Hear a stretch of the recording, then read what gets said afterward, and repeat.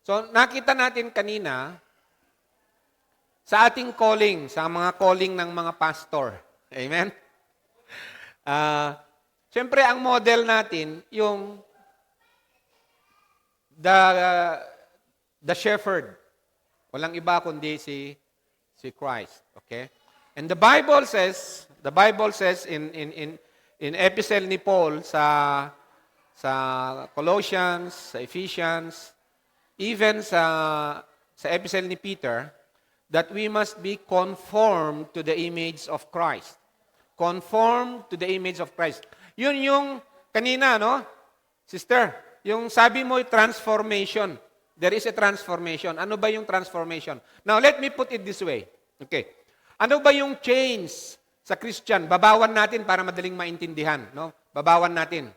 Nung bang ang Christian na born again, katulad ko, halimbawa, dati sintonado yung boses. Nung na born again, gumanda na yung boses. Yes or no? Yes. No. Okay.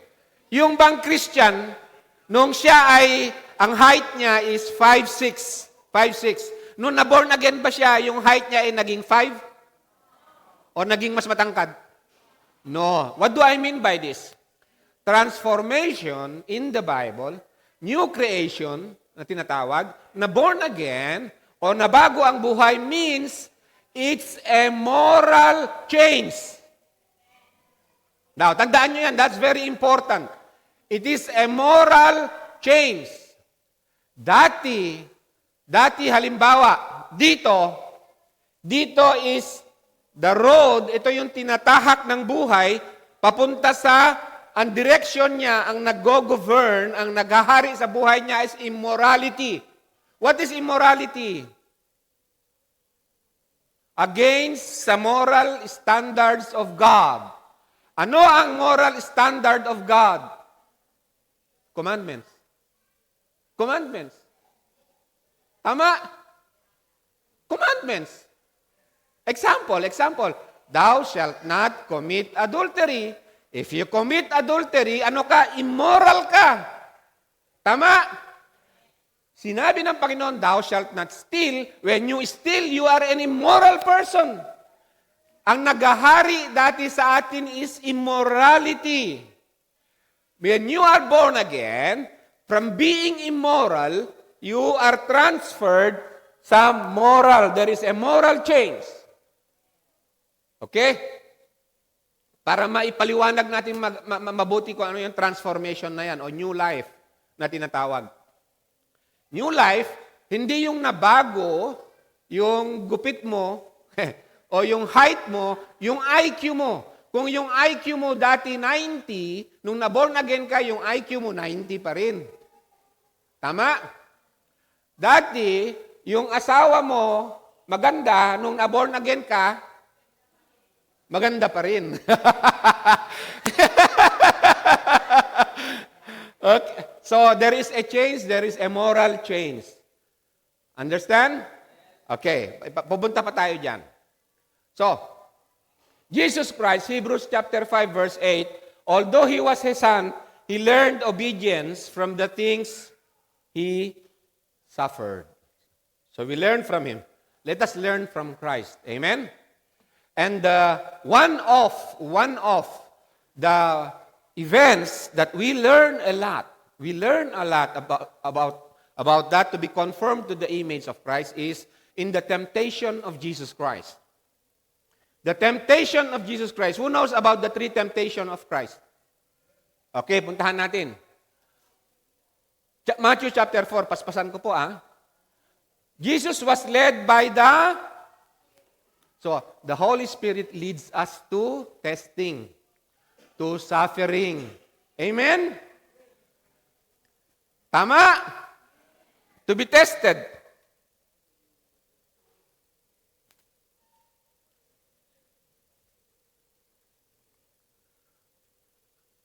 So, yun ang leading ng Holy Spirit. The Holy Spirit does not lead us to sin. He leads us to be tested. Okay. After He had fasted 40 days and 40 nights, He became hungry. And the tempter came and said to him, this is very important, okay? Kailangan dala ito ng mga pastor. To know, to understand ano yung doktrina nila as a pastor, ano yung qualification nila, ano mag-guide sa kanila.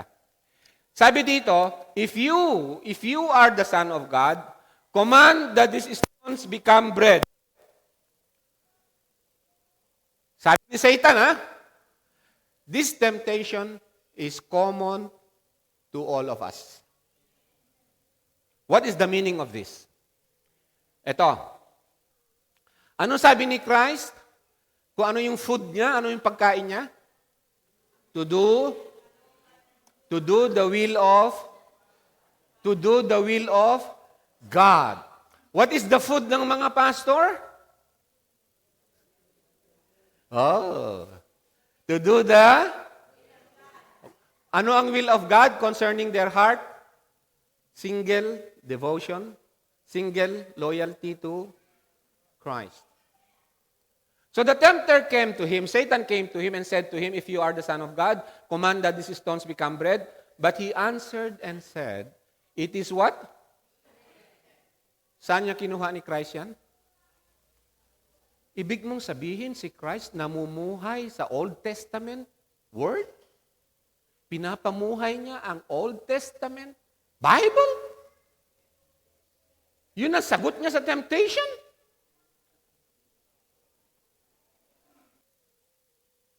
Ang sabi nung iba, nagutom si Christ, kaya ito ang temptation sa kanya. No. Because he fasted 40 days and 40 nights, nagutom siya, kaya ang temptation sa kanya, turn the stones into bread. No.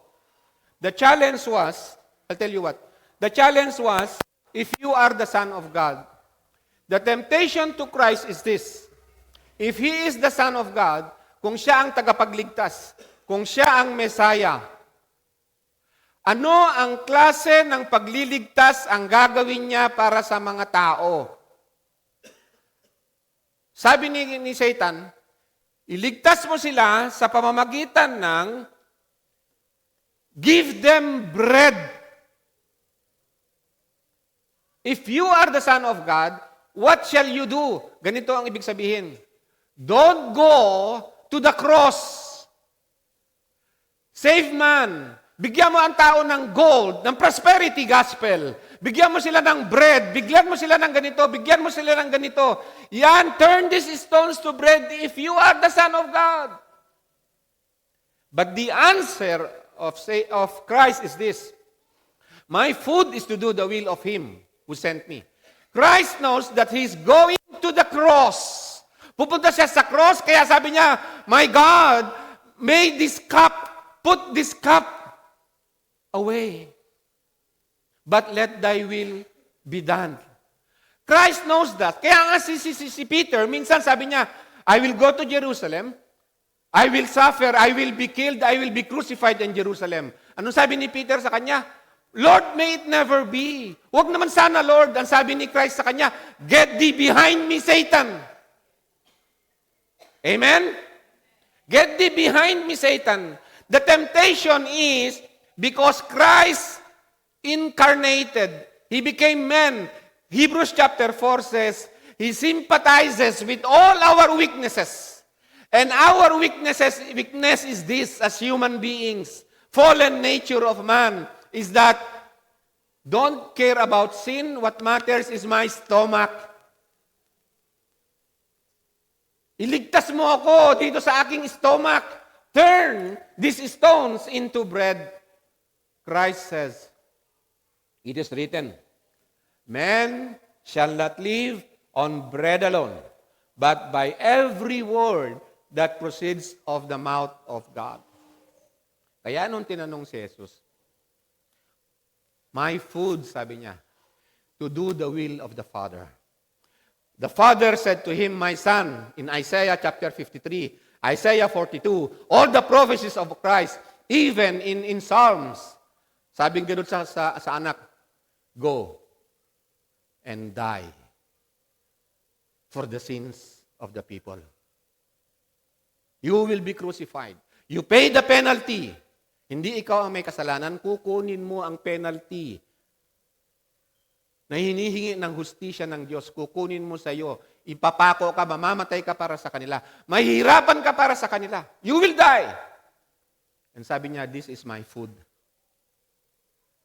That's the calling of Christ, of the great shepherd.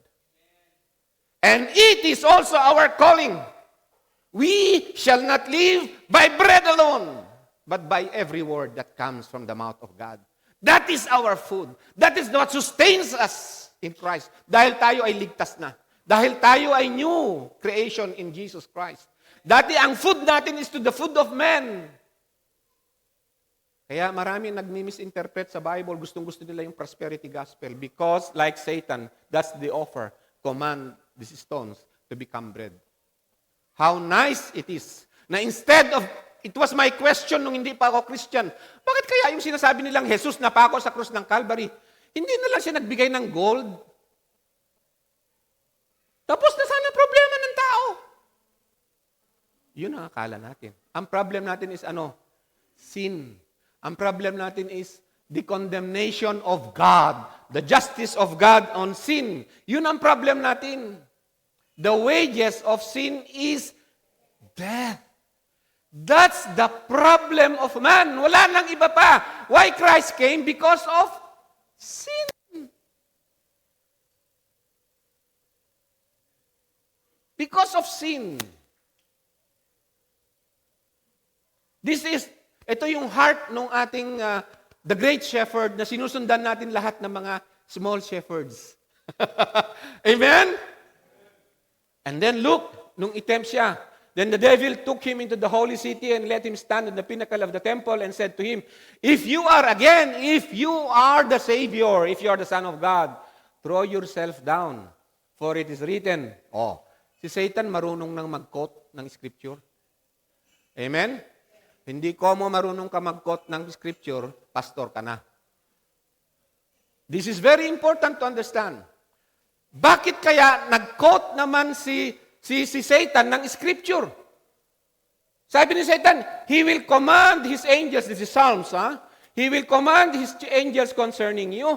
On their hands they will bear you up so that you will not strike your foot against a stone. Ano ang prosperity gospel? Claim! Kine-claim ko to. Ito, kine-claim ko. Si Satan nag-claim din eh. Sumunod ba si Jesus Christ sa claim ni Satan? Ano ang mga kasalukuyang mga turo ngayon? I-claim mo, hindi mangyayari yan. Sabihin mo doon sa Baguio kay Juan, Juan, Sierra Madre, i-claim mo yan. Walang mangyayari doon sa bahay mo. Hindi lipad yung bubong.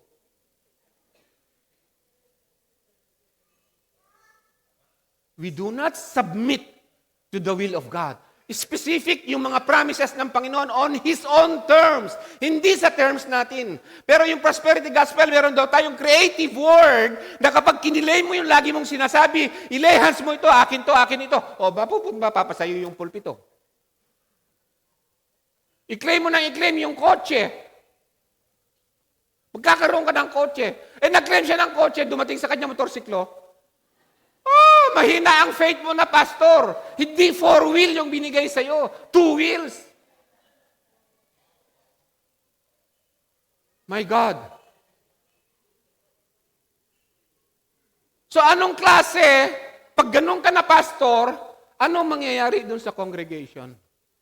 Will they be conformed to the image of Christ? Or they will be conformed to the image of Satan?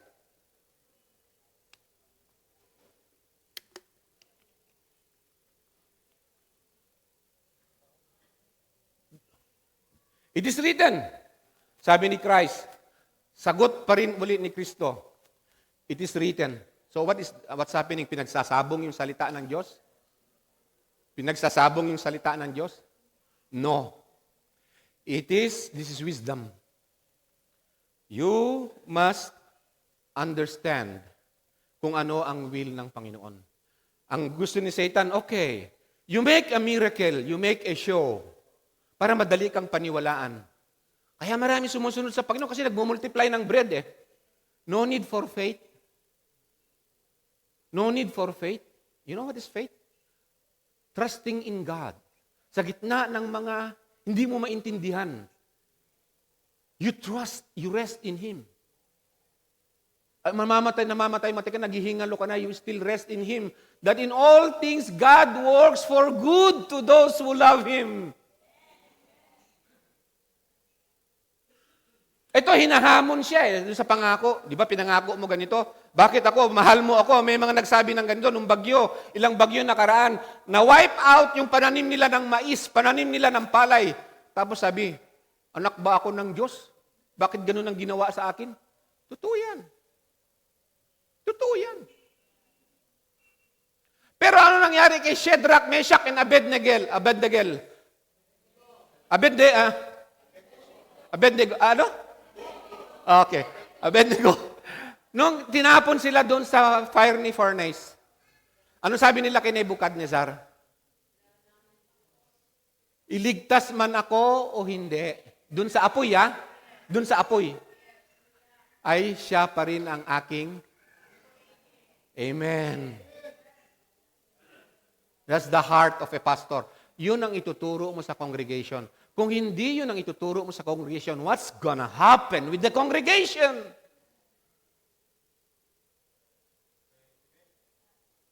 If you do not have the commandment of God, kundi single-hearted ang devotion mo sa will of God, why? Bakit ka pa magbabasa ng Bible? Di kumuha ka kahit saan-saan. Kumuha ka sa YouTube, sa TikTok, sa kung saan-saan. May mga nagpipris ba ng mga pastor galing sa TikTok? Yung preaching nila? Magpatawa? Joke.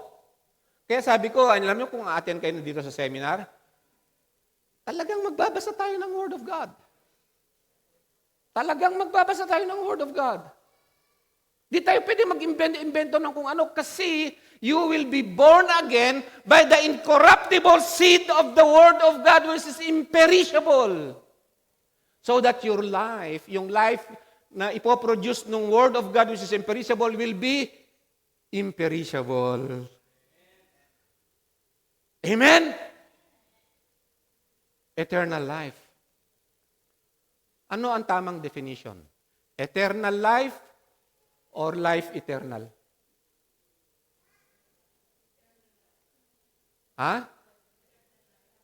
Eternal life or life eternal? Kasi ganito ang ibig ko sabihin doon. Hindi naman ako against sa alinman doon sa dalawa. Ang gusto ng tao sa eternal life is this. Limitless time. Limitless time ang nauuna. But yung life eternal ay buhay. There's a big difference. Meron yung limitless time na walang buhay. Limitless. Pero yung life na walang limit, that is from God. Pero life siya, buhay siya. Buhay. Big mo sabihin kapag namatay ka, para kang anghel na walang emotion, walang ano? Meron, buhay ka. Buhay ka. Actually, glorified state. Wala na yung presence of sin. And you will see Jesus as He is. Yung communion sa Kanya, sa yung fellowship sa Kanya is glorious. Because God will be all in all. And this is eternal life, that they may know Thee, the only true God, and Jesus Christ, whom Thou hast sent. That is eternal life, to know God. Why? Kaya nga sabi ni Jesus, I am eternal life. Eternal life is the person. He is the source of life. He is the author of our faith. And eternal life is a person. Jesus said, on the other hand, it is written, you shall not put the Lord your God to the test. Huwag kayong claim ng claim. Nilalagay niyo sa test ang Panginoon eh. You rest. You trust. Kung ano yung specific na sinabi. Okay. The third one. Temptation to Christ. Tanungin niyo ito, no? Bakit kaya temptation kay Christ yun? And He is the Son of God. It's a temptation kasi related to, kinuha niya lahat ng weaknesses natin. Hindi represent niya tayo. Kinuha niya lahat, pero without sin. Hindi siya nagkasala. Pero kinuha niya lahat as a high priest. Kinuha niya lahat yung weaknesses natin. So he was tempted. He's tempted na bigay ko na yung kailangan nila. Kailangan nilang bread, kailangan nila ng miracle. Hindi yung cross. Kasi to give the cross, okay, Paul says, the word of the cross is foolishness. You got it? That's why. It is foolishness for men. The word of the cross is foolishness to men, but it is the greatest display of wisdom of God. So that's why, sabi ni Satan sa kanya, he took him to a very high mountain and showed him all the kingdoms of the world and their glory. And he said to him, all these things I give you if you fall down and worship me. Teka muna, alam naman ni Christ na si Satan hindi naman creator. Si Satan hindi creator, creature lang siya. Hindi siya omnipresent. Okay? Kaya wag na kayong parang ang kinatatakutan nyo si Satan, hindi ang Diyos. No. Si Satan, permiso lang, may permiso lang ang Diyos sa kanya. Pag walang permiso ang Diyos sa kanya, wala siyang magawa. Kaya nga, fear God is the beginning of wisdom. It is not to fear Satan. Kaya nga sabi, resist the devil, and he will flee. Draw near to God, lalapit ka sa Diyos, and the devil will flee. Oh, kita nyo?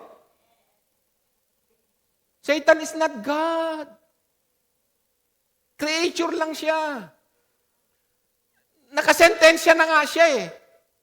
Sentensyado na siya sa Revelation, right? So sabi ni Satan, I will give these things to you. Ano ibig sabihin noon? Alam naman ni Christ na hindi Diyos si Satan para sa kanya yung kingdom. But why is it na temptation kay Christ? As a man.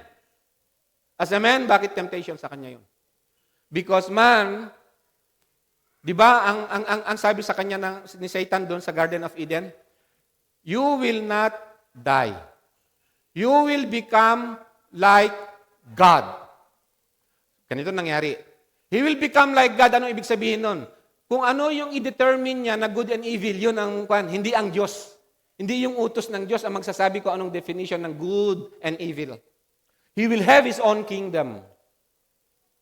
He will have His own kingdom. Hindi na kinakailangan nyo sumampalataya pa na iligtas, sumampalataya sa Messiah o in the cross of Christ para magkaroon ng kingdom. Kaysa mag-suffer ka, sabi ni Satan, kunin mo na, tumulad ka dun sa tao na inililigtas mo to have their own kingdom, to become like God. It's a fight of assignment, yung assignment na binibigay ng Diyos kay Christ. Ngayon, the issue here, dito na rin yung title, which is ito na yung final ng tatlong temptation. Christ said, again, pangatlo niyang sinabi yung it is, does it not tell you something? Saan dinerive lahat ni Christ yung answer niya? From the Word of God. Our answers to all questions of life and our faith, and even yung katanungan sa atin, sa ating pagpapastor, are we walking doon sa calling natin? Hahanapin natin, kukunin natin ang sagot sa salita ng Panginoon. Amen? It is written, you shall worship the Lord your God and serve Him only. I-simplify natin to. Ano yung isinagot ni Christ kay Satan? The greatest commandment. In all our temptations, ang maisasagot lang natin sa mga temptations natin is the greatest commandment. It is not called, hindi ito tinawag na greatest kung hindi greatest.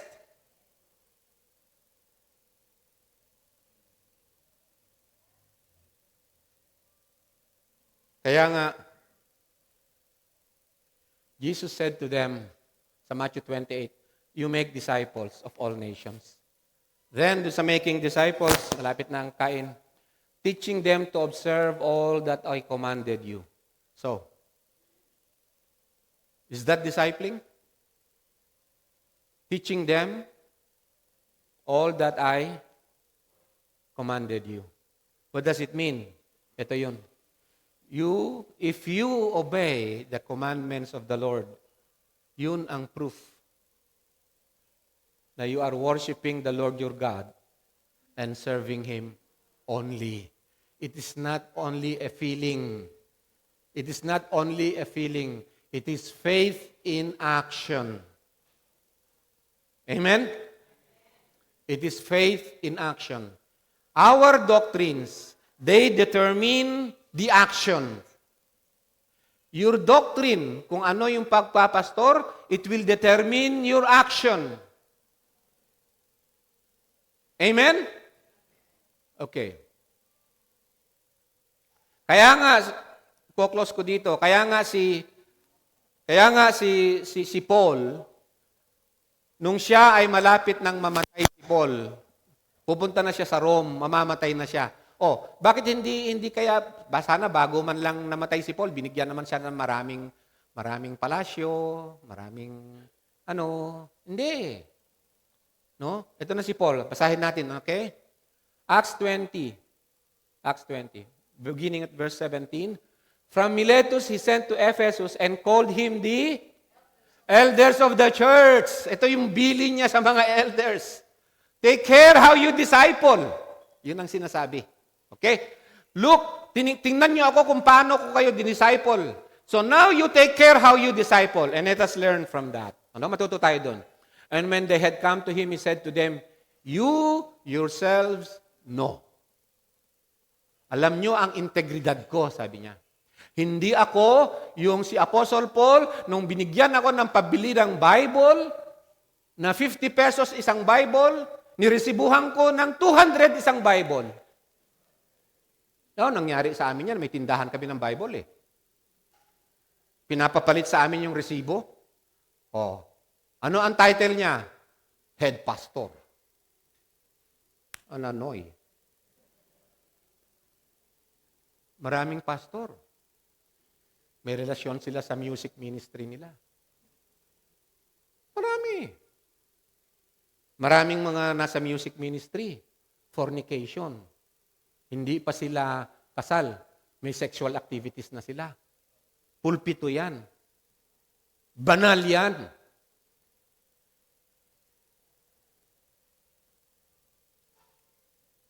You yourself know, from the first day that I set foot in Asia, how I was with you. Okay? Alam ninyo. The whole time, ano yung nawi-witness nila? Serving the Lord. Si Lord lang. Does not matter kung sino, basta si Lord nagseserve ako sa Kanya, kahit kamuhian ako ng iba. Sa Kanya ko lang kukunin lahat yung standard, yung salita, kung ano ang heart, kukunin ko sa Lord. Siya lang. With all humility. Kanino? Humility sa Diyos. Hindi sa tao. Pwede ka mag-humble sa tao, pero ang prime, pinakauna, ay sa Diyos. With tears and with trials. Si Paul, he goes hungry. Natatakot siya, papatayin siya, nagkakasakit siya. Pati si Timothy, nakukulong sila. Serving the Lord with all humility, with tears, with trials. Umiiyak sa Panginoon, which came upon me through the plots of the Jews. I did not shrink. I did not shrink. Paano yung shrink sa Tagalog? Hindi ako natunaw. Hindi ako... Okay? Hindi ako binaba ng I did not shrink from declaring to you anything that is profitable. What is profitable? Yung salita ng Diyos, yung will ng Panginoon. My food is to do the will of Him who sent me. And teaching you publicly from house to house. Amen? Teaching you from house to house. Ngayon, kung walang church, hindi ka na makapagturo. Wala namang ganun, di ba? Lahat naman tayo nagsimula doon sa under the fig tree, di ba? Yes, totoo naman yun. Wala ngang gitara, may kanta eh. Di ba? Ngayon, mapagbalaki na yung mga nasa music ministry. Pag walang gitara, walang organ, hindi na nakaka-bless yung worship. What? solemnly testifying to both Jews and Greeks, repentance toward God. Repentance toward God. Papunta sa Diyos, yung repentance mo. May mga iba nagre-repent, hindi papunta sa Diyos. You know that? Nagre-repent sila dahil napagalitan sila ng asawa nila. There's a big difference. Repentance toward God and faith in our Lord Jesus Christ. Doon siya devoted, single-hearted na devotion. Now behold, bound by the Spirit. Di ba? Akala ko ba yung Holy Spirit, bibigyan kanya ng palasyo? Tapos yung Holy Spirit, ipapakita sa iyo yung ginto na bahay doon sa heaven. Ginto ang mansion doon, nag-aantay. Teka muna, ba't mo ginusto yung ginto doon? Dito nga, sabi ng Panginoon, rubbish yun. Tapos in-after mo sa afterlife, ginto. Bound by the Spirit, I am on my way to Jerusalem. Doon siya mamamatay, by the way. Not knowing, so dadalhin siya ng Holy Spirit sa Jerusalem upang mamatay para kay Kristo. Amen? Hello? How about you? How about us? It will be tested, the heart. Whom you will serve up to death. Di ba sa mag-asawa nga, di ba? Mag-asawa, pag nag-vow sila ng pagmamahal nila sa bawat isa, yung mag-asawa, they become one flesh. Ano ang vow nila? Till death do us part. Kay Christ, iba. Death cannot make us apart. Amen? Death will not be able to separate us from Christ. It will be life everlasting with Him. Itong death dito, ano yun? Sliding door para papasok na sa Kanya. Amen? Except that the Holy Spirit solemnly testifies to me in every city, saying that bonds and affliction, they wait for me. Ito na, tapusin natin dito. But I do not consider my life on any account dear to myself. Wala nang, ang life ko na to, ang nagbibigay ng value ay yung si Kristo na namatay para sa aking kasalanan. Sa Kanya na to, that's the value of my life. I do not consider my life of any account dear to myself. Yun ang calling ni Paul. How about us? Kapag ka hindi, wala naman akong four-wheel drive. Wala naman akong walang kagana-gana magpastor. Walang life yung pastor. Ha? Kala ko ba tinawag ka? Hindi ko ibig sabihin na magpakahirap ka. No, that's not what I mean. Hindi yung personal gain mo ang kinihanahanap mo, kundi your life is, on any account is no longer dear to yourself, but it's only to the Lord. That I may finish my course. Will you finish your course? Sa calling ninyo? Will you finish your course? To the point of the cross. And the ministry, di ba? Ministry, bigay ni Lord. Baka naman bigay ng denomination. Sino nagbigay ng ministry nyo? Yung denomination nyo, yung affiliation nyo Di ba? Anong pangalan ng denomination mo? Kapag ibang denomination, hindi mo ng kapatid. Di ba? Tapos, hindi mo tuturuan ng turo. Hindi, ito lang, dito ka sa church namin, ituturo namin. Yan, mali yung turo ng kapatid na yan. Dito ka. Si Christ din naman tinuturo niya. Kaya lang ayaw mo lang kasi ugali niya. And now behold, I know, tingnan nyo maiging ang paalam niya sa mga elders, I know that all of you, among whom I went about preaching the kingdom. See? Yun ang gospel. The kingdom of Christ. Will no longer see my face. Therefore, ako, 65 years old na ako. Why I love na ituro ko ano itinuro ng Panginoon? In how many years lang you will no longer see my face? What have I done in this life? Amen? What is the value of this life? na pinurchase ni Christ. Will no longer see my face, therefore, I testify to you this day, I am innocent. Ulitin nyo nga, basahin yun. I am innocent of the blood of... Kung hindi si Christ ang dinisciple ninyo sa congregation, are you guilty of the blood of the congregation? Kaya honorable, beautiful, handsome, precious ang inyong calling. Pero malaki ang accountability. Amen? Example, kahit music ministry ka lang, song leader ka lang, yung kinanta mo dito, ang ibinibigay na glory is yung sa mundo, hindi kay Kristo. Yari, mananagot ka sa dugo ng mga nakinig nung nilid mo sa kanta doon sa ano. Song leader ka, halimbawa, yung devotion mo namumuhay ka sa kasalanan. O guest speaker ka. Inimbita ka ni pastor, pero yung mga pinipreach pala dito, mga kwento balatong. Ano ba yung kwento balatong?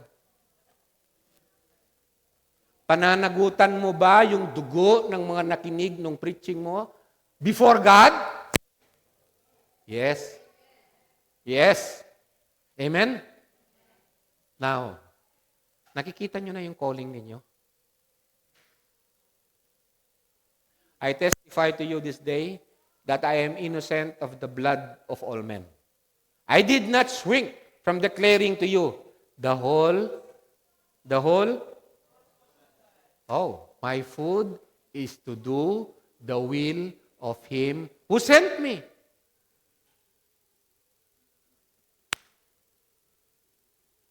Be on guard for yourself. Reminder sa akin, sa ating lahat. Sometimes, tatayo na lang tayo ng Sunday nang wala tayong gwardya. No? Mag-preach na lang tayo na mag-preach. Wala na tayong focus doon sa ibinigay ng Panginoon na task sa atin. Yung calling natin, nawawala na tayo doon. O ang gusto lang natin i-preach dito, yung masolve lang yung problema nila. Yung i-preach mo lang yung healing, yung ano, hindi masama sana yun. Pero secondary yun eh. Solvein mo lang yung problema, kundi magpatawa ka lang para sumaya yung congregation. Be on your guard. Every Sunday, natatayo ka. Every Bible study na pupuntahan mo, my Lord, awakan mo ako, turuan mo ako. Doon sa calling mo. Pagka kung ano-anong mabitawang kong mga salita.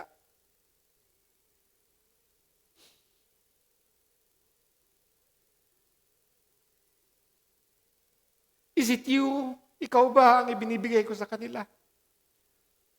John the Baptist, sabi niya, I am a friend of the bridegroom. Sino yung bridegroom? Si Christ.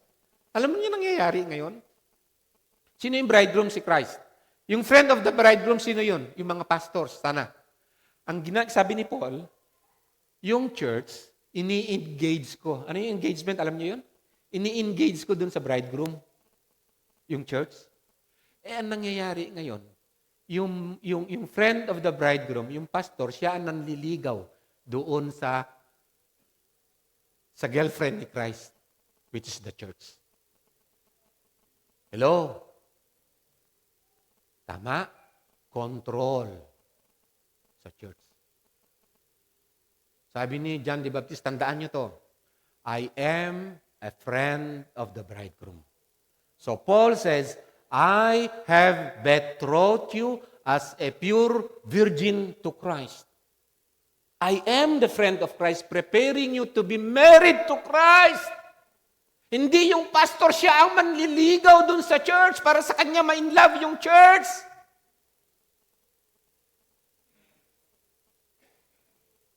Amen? Pag-aralan natin yung motibo natin, ano man ang gagawa natin? Be on your guard for yourself and for all the flock. Ang kausap niya, elders, right?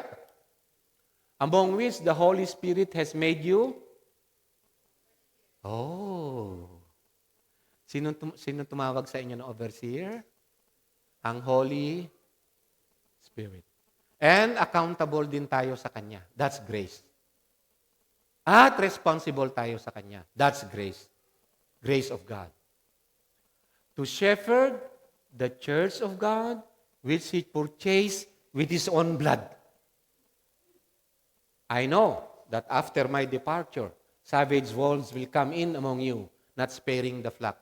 Yun ang isa sa mga worries ng pastor na matanda na, tapos mamamatay na. Yung papalit sa kanya, ano kaya ang gagawin sa flock? And from among you, your own selves, men will arise, speaking perverse things. Ito na. To draw away the disciples after them. Kanino mo kinukuha yung disciple? Kay Christ o sa'yo?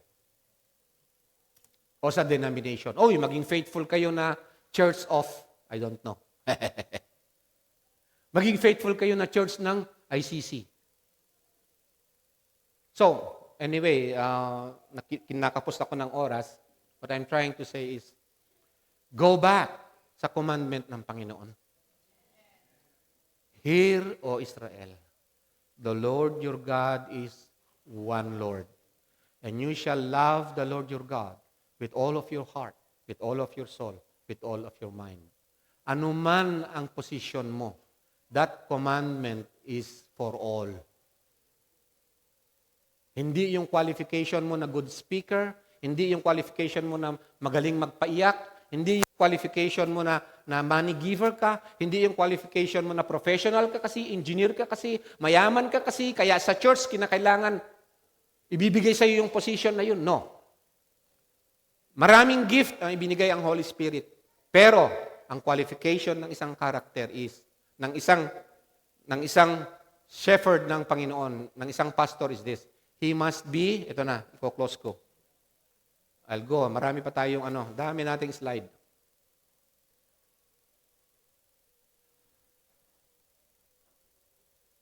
Ito.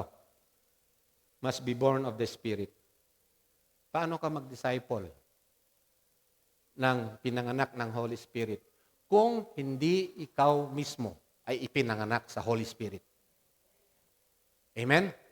You must be born again. A man cannot see the kingdom of God unless he is born again.